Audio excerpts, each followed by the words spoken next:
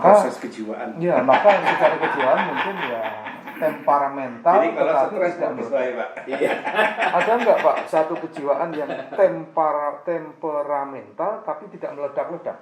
Bahwa manusia itu dasarnya adalah unik Pak. Tidak ada tidak ada yang sama satupun antara walaupun dia kembar sekalipun itu dan tetapi bagaimana juga dari universalnya keunikan manusia itu kan sebetulnya kecenderungan-kecenderungan itu yang kita lihat. Jadi tidak ada yang sempurna dalam kehidupan manusia, pasti ada plus minusnya. Nah mungkin Pak Godot akan menjadi sempurna di sisi lain, tapi dia juga tidak akan menjadi sempurna pada sisi yang lain. Maka dibutuhkan keseimbangan. Nah keseimbangan ini yang sesungguhnya itu adalah sebuah proses Pak. Kita tidak ingin menjadi seorang positif, karena kalau kita positif berarti kita akan dibohongin Pak. Tetapi kita juga apalagi negatif Pak. Nah Pak Godot itu bisa mengimbangi antara positif dan negatif menjadi sebuah berada pada titik tengah. Ini yang sulit Pak. Ya, kemampuan kalau dalam Islam, karena saya di Islam, seorang Godot itu berada pada titik bagaimana hubungan dia dengan keilahiannya, tetapi dia juga bermasyarakat dengan kondisi sosialnya. Jadi kalau hablu minallah, hablu minannas, lah kira-kira begitu. Nah ini yang sulit Pak. Karena apa? Karena Pak Godot punya tanggung jawab ketika dia harus melukis, ketika dia harus mengekspresikan. Kondisi kebatinan itu bisa kita sangat terbaca. Oh ini lagi stres nih, oh ini lagi depresi nih, oh ini lagi ngawur nih, oh ini lagi, kita bisa kelihatan pada situ karena lukisan itu adalah hasil akhir. Sama seperti dalam dunia di konteks itu kan bau apa, kita lihat hasil akhirnya. Ketika dia menggambar pohon, gambar rumah, hasilnya gimana? Ini ngaco, apa ekstrovert, apa introvert, apa emosional atau perbedaan ganda, kita bisa tahu Pak. Tapi kenapa bisa sampai begitu? Tentu ada sebuah proses. Kira-kira gitu loh Pak ya. Kayak gitu loh Pak kira-kira. Nah, saya melihat dari sisi situ sebetulnya. Jadi apa yang bisa saya lihat, yang bisa kita pelajari dari seorang Godot dari sisi saya adalah Pak Godot punya kemampuan untuk meneterapi dirinya sendiri melalui lukisan. Karena apakah dia seorang realis, seorang apa tadi ya? Romantis dan sebagainya, itu adalah sebuah ekspresi, tetapi kemampuan dia untuk mengelola itu yang jarang ditemui orang lain. Tapi ya Mas Dwi, apakah semacam renaisannya Mas Godot hari ini untuk mengubah perjalanan keseniannya ini merupakan tanda-tanda yang wajar di dalam sejarah seni, di dalam sejarah seni personal di dalam pelaku itu? Apakah ini sudah menjadi ada penanda-penanda yang semacam ini? Gimana Mas? Saya ngeliat gini. Tadi di awal itu ketika Pak Isam belum datang, kita bicara bahwa ini harus bukan cuma ditransformasikan idenya, tetapi juga harus ditransfer menjadi transnasional. Terus akhirnya itu mengundang transaction gitu kan. Jadi tadi saya lihat Mas Godot ini ketika ngelukis itu sama dengan laku batin kejawennya sama. Oke, ya. Menonton dari jauh tetapi juga ngelakoni. Nah, gitu loh. Anomalinya ini bisa nggak ditarik dengan ke sufi, Pak? Ya, bisa juga. Kejawen ya? kan bukan cuma yang sana kan. Ya. Tapi kan juga perempuan juga bisa kan. Nah, jadi Mas Godot tuh seorang penonton, berkontemplasi melihat alam gitu loh. Tapi juga ngelakoni. Nah, anomalinya ketika harus bicara gamblang dengan dirinya, dia agak berat. Kalau mempromosikan orang lain, kuat. Nah, justru ini saya lihat nih, berdekatan dengan pertanyaan Mas Purwadi itu, jadi justru titik awal Mas Godot.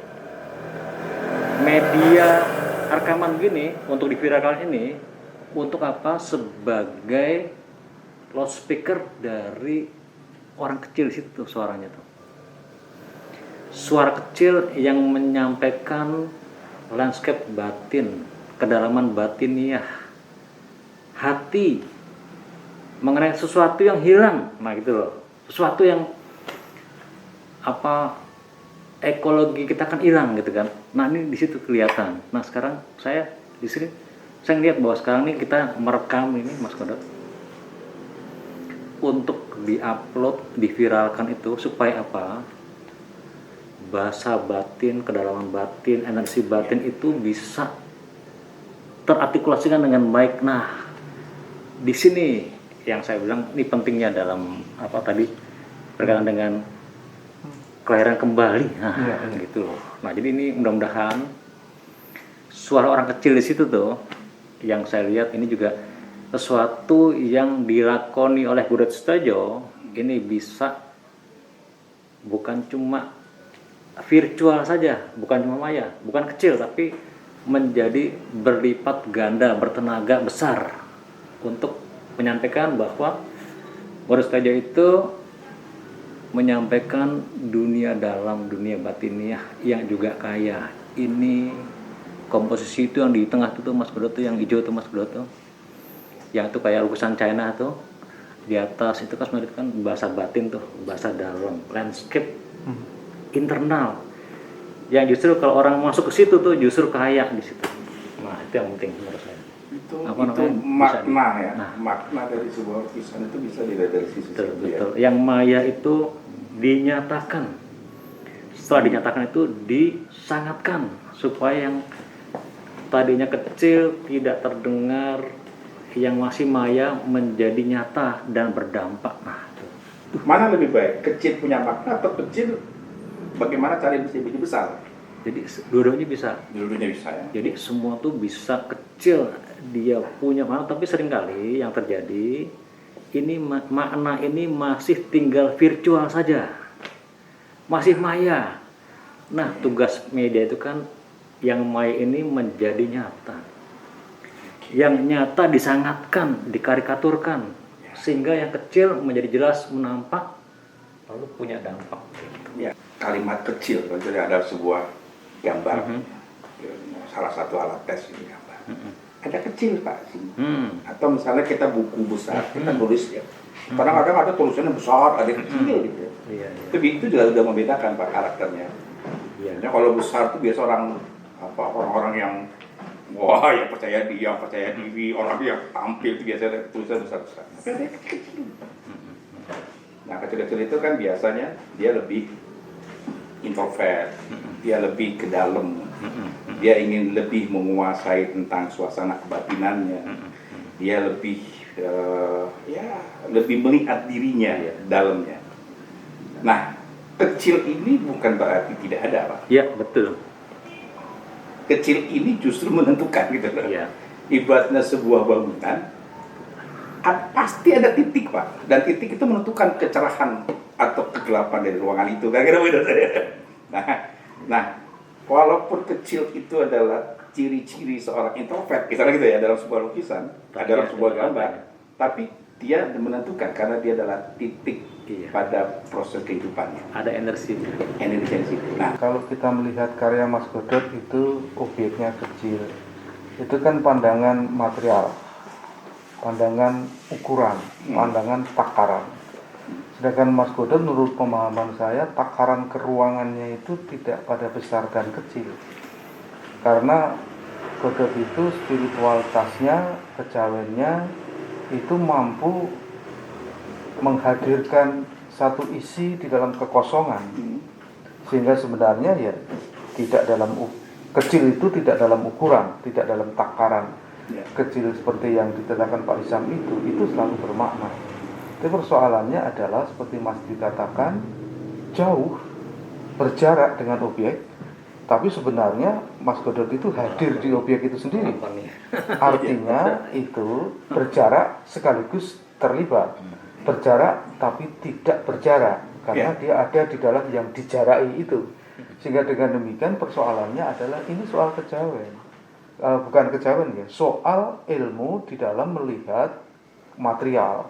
Nah Mas Godot itu menurut pemahaman saya ya kalau dia jauh berjarak itu kan jauh ukuran bukan dalam takaran tapi jauh itu pasti berjarak itu pasti jauh. Tetapi persoalannya adalah Mas Godot itu adoh ning ora keletan, tidak ada orang ada let itu ya let itu tidak let. Nek cedak ora singgolan.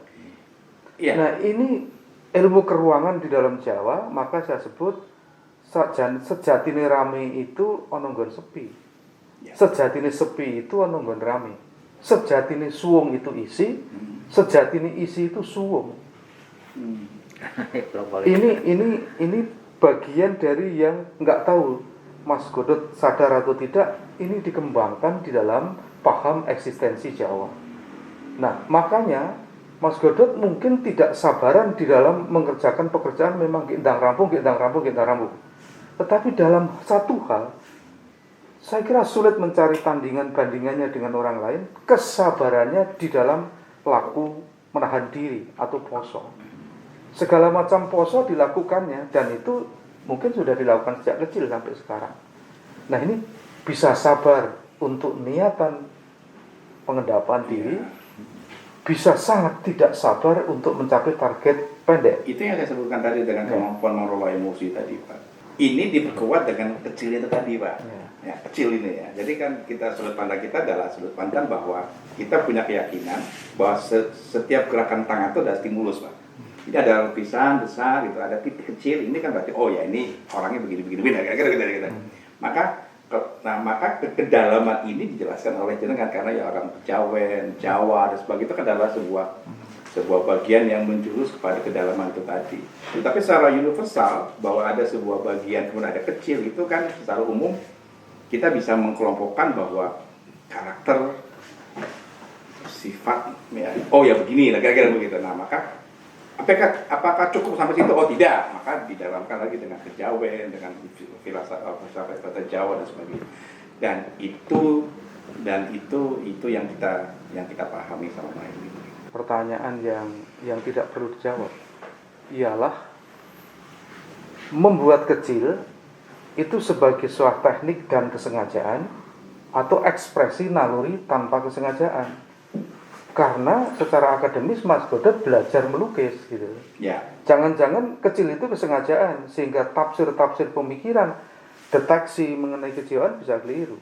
Ya, Mas Dwi sebagai perpa mungkin paham soal ini, Mas. Cuma saya gini, tetap saya harus kritis terhadap Mas Godot. Jadi saya tuh ada satu hal yang sampai sekarang tuh saya kagum dan juga kritik. Dari tahun 70-an akhir sampai sekarang ada satu yang nggak berubah nih, masih sama dengan Mas Pur. Sandalnya Lili terus tuh. Oh iya. Kalau iki loh, celananya pasti congklangin loh. Sandal Lili tuh. Itu saya bisa mengertikan tuh apa tuh? Itu kekonsistenan yang tidak berubah gitu loh, yang itu ya. Bukan dipaksakan ya. Pola hadir. Bisa nggak Mas Godot? Itu dimuseumkan aja tuh, yang Lili itu. Cari sepatu memang yang bisa ini jadi apa seperti kayak semacam gini ya, starting point gitu. Rebranding. Nah. Itu Mas Dwi. Yang minta ganti itu bukan sikilnya ganti sandal, tapi sandalnya minta ganti sikil. Jadi mulailah dari kaki Mas Godot. Penanda visualnya ya. Iya Mas Godot. Itu yang Lili itu museum Mas Godot. Mas Godot itu kan selalu ingin apa adanya, tidak pernah memaksakan adanya apa. Jadi nggak peduli. Suatu saat kami diajak untuk tampil di televisi. Nah di televisi itu kan semua priayi. Semua kan ketok kamera pakai sepatu. Mas Godot itu tetap pakai sandal Lili. Disediakan sepatu dipinjamin tetap nggak mau gitu. Nah persoalan itu ya sebenarnya ingin selalu apa adanya, tapi dengan apa yang ada tidak pernah mengeluh gitu. Jadi apa adanya sekaligus yang ada apa itu selalu dimanfaatkan sehingga tidak pernah golek-golek dalam pengertian untuk dirinya loh ya. Tapi begitu mengelola orang lain mesti digolek-goleknya sampai optimal gitu. Itu Mas Godot yang saya kenal. Selalu ada info Pak. Jadi kalau saya ini sudah tua atau supek itu apa, dikasih info sama orang. Di sana ada Mas masih. Jadi selalu ada aja. Ya, tapi tidak apa-apa juga. Itu adalah ciri. Setiap manusia itu pasti punya ciri-ciri tertentu. Beli kan kadang-kadang jadi nggak usah beli. Kalau misalnya sekarang Pak Godot itu merasa nyaman, merasa enak, ya kenapa kita harus berpindah ke lain hati, nah kira-kira